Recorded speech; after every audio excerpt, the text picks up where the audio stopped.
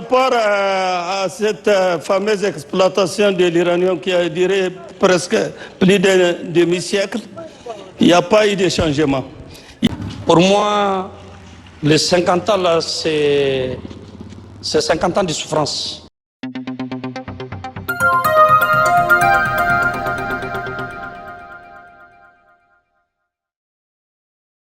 Jadis appelé Petit Paris, à la faveur de l'exploitation de l'uranium par la France depuis près d'un demi-siècle, la ville minière d'Arlit présente aujourd'hui des aspects à tout point de vue sans commune mesure avec les attentes légitimes des Nigériens en général et celles des populations qui y vivent. Dans cette localité, la pollution de l'environnement est l'un des aspects les plus visibles de cet héritage de plusieurs années d'extraction de l'uranium. La gestion des déchets constitue toujours le talon d'Achille de la gouvernance locale malgré les versements par les sociétés minières des redevances à la commune. Des redevances dont la gestion laisse encore à désirer, d'autant plus que les intérêts des élus locaux à qui revient cette gestion ne convergent pas toujours avec ceux de leur population. Par rapport à cette fameuse exploitation de l'uranium qui a duré presque plus d'un demi-siècle, il n'y a pas eu de changement. Il n'y a pas eu de changement sur le plan social, il n'y a pas eu de changement sur le plan sociologique, il n'y a pas eu de changement sur le plan économique. Et nous, on a présenté un changement, en moins d'un an, on a présenté un grand changement. En toute honnêteté. On a problème d'eau, problème d'électricité, problème de sécurité, l'environnement. Tout ça, ce sont des facteurs qui est visible. Encore, on dit qu'il y a des évidences que la sommaire donne, nous on n'a rien vu jusqu'à présent. Moi, ce que je peux dire, rien n'a été fait pendant 50 ans. Parce qu'actuellement, là où je vous parle, il y a des endroits où il n'y a même pas d'électricité, il n'y a même pas de l'eau, il n'y a même pas d'infrastructure. Tout est sale. Donc, pour moi, les 50 ans là, c'est 50 ans de souffrance. Parce que moi, je suis né ici, grandi ici à Arlit. Donc je connais les sociétés minières, j'ai travaillé dedans, en tant que sous-traitant. Parce qu'avant même, lorsqu'ils sont venus pour nous dire qu'ils veulent recruter des jeunes au niveau de la société SOMAR, ils ont exigé même quelqu'un qui a le brevet. Et pourtant, nos parents, c'est les premiers agents ici au niveau de la SOMAR. Ils ne savent même pas c'est quoi l'école, mais avec la politique. Et ce que je peux dire encore, ce n'est pas les Blancs qui nous tuent. Ce sont nos frères nigériens, c'est eux qui nous tuent. Parce que quelqu'un qui ne te connaît pas, qui ne connaît pas comment tu vis, il ne va pas venir savoir tu es dans quoi. Donc, ils ont la complicité des Nigériens, des frères nigériens. C'est avec eux qu'on trouve à déstabiliser les pays. Mais aujourd'hui, grâce à la volonté de Dieu, Allah subhanahu wa ta'ala, je remercie Dieu, a fait en sorte qu'aujourd'hui, on a un président au niveau de la tête de ce pays, le général Tchani. Et vraiment, j'aimerais qu'elle entende le cri de cœur des jeunes, de la jeunesse d'Arlit, pour ce qui se passe à Arlit. Ils n'ont qu'à changer. Le problème de l'eau, c'est vraiment l'électricité. Parce qu'ici, on donne il y a les quartiers qu'on donne l'eau, mais il y a d'autres qui font plus de 3 mois sans l'eau.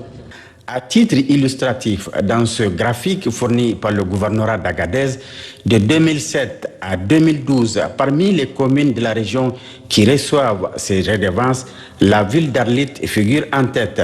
Cependant, les investissements dans les infrastructures de base sont très négligeables, à commencer d'abord par l'aérodrome qui participe au désenclavement de la zone et dont la piste d'atterrissage et de décollage est toujours en terre battue, y compris le bâtiment depuis sa création.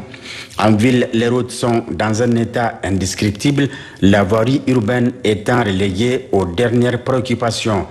Compte tenu du bilan peu reluisant de cette exploitation minière, il y a lieu de marquer une pause pour s'interroger sur la gouvernance des différents régimes qui se sont succédés par rapport au rôle qu'ils ont joué dans la spoliation des ressources issues de la dite exploitation. Qu'ils soient acteurs ou observateurs passifs dans cette déconvenue, leur responsabilité est sans doute engagée.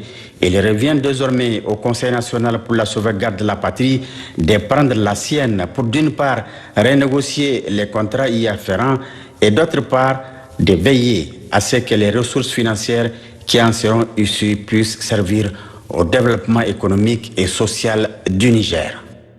Il n'y a pas eu de changement sur le plan social, il n'y a pas eu de changement sur le plan sociologique, il n'y a pas eu de changement sur le plan économique. Et nous, on a présenté un changement, en moins d'un an, on a présenté un grand changement. En toute honnêteté. On a problème d'eau, problème d'électricité, problème de sécurité, l'environnement. Tout ça, ce sont des facteurs qui est visible. Encore, on dit qu'il y a des évidences que la sommaire donne, nous, on n'a rien vu jusqu'à présent. Moi, ce que je peux dire, rien n'a été fait pendant 50 ans. Parce qu'actuellement, là où je vous parle, il y a des endroits à Arlit, il n'y a même pas d'électricité, il n'y a même pas de l'eau, il n'y a même pas d'infrastructure. Tout est sale. Donc, pour moi, les 50 ans, là, c'est 50 ans de souffrance. Parce que moi, je suis né ici, grandi ici à Arlit. Donc, je connais les sociétés minières, j'ai travaillé dedans, en tant que sous-traitant. Parce qu'avant même, lorsqu'ils sont venus pour nous dire qu'ils avaient recruté des jeunes au niveau de la société Somar, ils ont exigé même quelqu'un qui a le brevet. Et pourtant, nos parents, c'est les premiers agents ici au niveau de la Somar.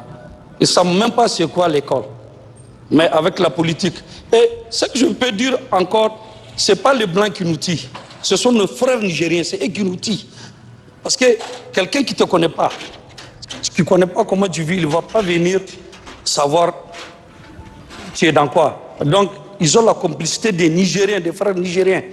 C'est avec eux qu'on trouve à déstabiliser les pays. Mais aujourd'hui, grâce à la volonté de Dieu, Allah subhanahu wa ta'ala, je remercie Dieu, a fait en sorte qu'aujourd'hui, on a un président au niveau de la tête de ce pays, le général Tchani. Et vraiment, j'aimerais qu'elle entende le cri de cœur des jeunes, de la jeunesse d'Arlit, pour ce qui se passe à Arlit.